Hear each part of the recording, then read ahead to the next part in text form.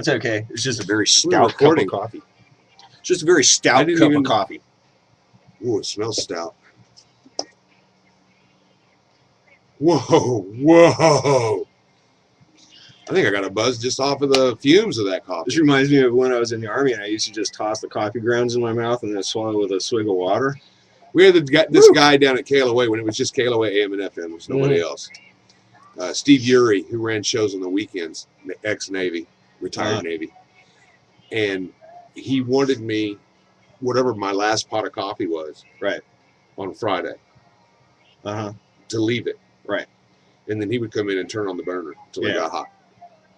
That was his coffee. Our old section room, we had one of those large percolator coffee makers, and we put espresso and regular coffee in there. Ooh. And you know how deep those filters are, right? So we would just continue to dump more and more and more on that thing until after like a week, it was totally packed to the top. Gross. Military coffee. You know how they make it for the guys in the chow halls and stuff? Yeah. It actually comes in a plastic bag. It's like coffee concentrate, and you just squeeze it in there with the hot water, man, and it makes coffee. But if you get any of that stuff and you just squeeze, oof, bad.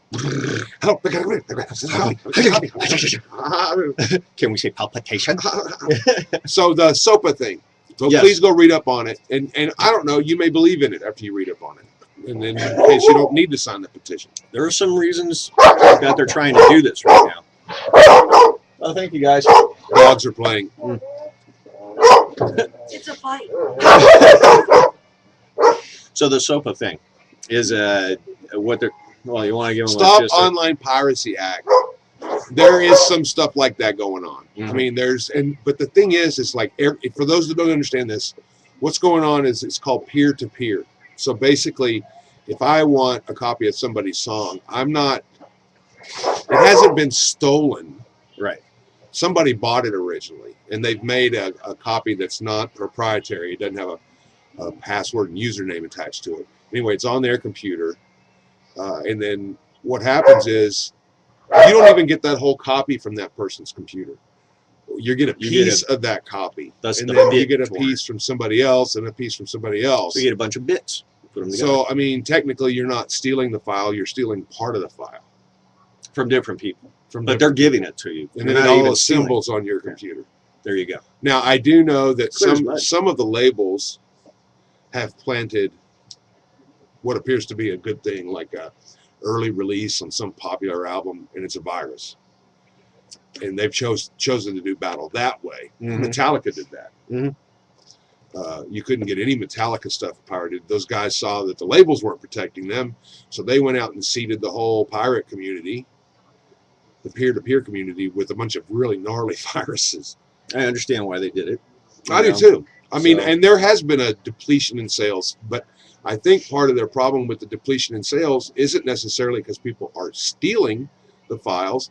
It's because they weren't ready enough to have their stuff sold online. And so then they were so far behind, people were playing their music on computers and iPods and everything. They were digital copies. And because of that, what happened was people were, in the early days, were ripping CDs onto their computer, making digital files out of them. And people were saying, well, I can't buy it from my computer, so I'll have your copy. There you go. And then it just created a whole habit of people getting their music that way. And they're trying to take a law to untrain people rather than to take a law to stop bad things from happening. Right. They created this whole mess. I don't know what the answer is, but this ain't it. Well, the legislation is so loosely written, and these politicians don't actually understand what the ramifications are through the industry. Not only the industry, but our economy. That it's extremely short-sighted. So there's a lot of things that the trying to protect copyrighted material is a good thing. The way they're going about it is not a good thing. Not a good thing. There you go. At all. If you'd like to read the legislation, it's online. In fact, most of the newspapers today have it on the front page. There's on the front page the story. A lot of sites are down today. Google is down today. What I don't understand is the peer-to-peer sites, the pirate sites, the places that people share files. To me, those sites should have pulled themselves down today. To give an example of what would happen. To show the world what it was going to be like to not be able to share files anymore. Right. And I only went to a couple, but there was a couple of the biggest, and they had their business as usual. Yeah. I think it's a huge mistake. I think those are the ones that are actually going to get popped in the long run, because I think there's more. There's going to be more support for closing down out of our country, sharing like Pirate Bay and stuff like that. There's going to be. I think there's going to be. But here's the get problem more with traction with that. Those sites are based overseas. That's true.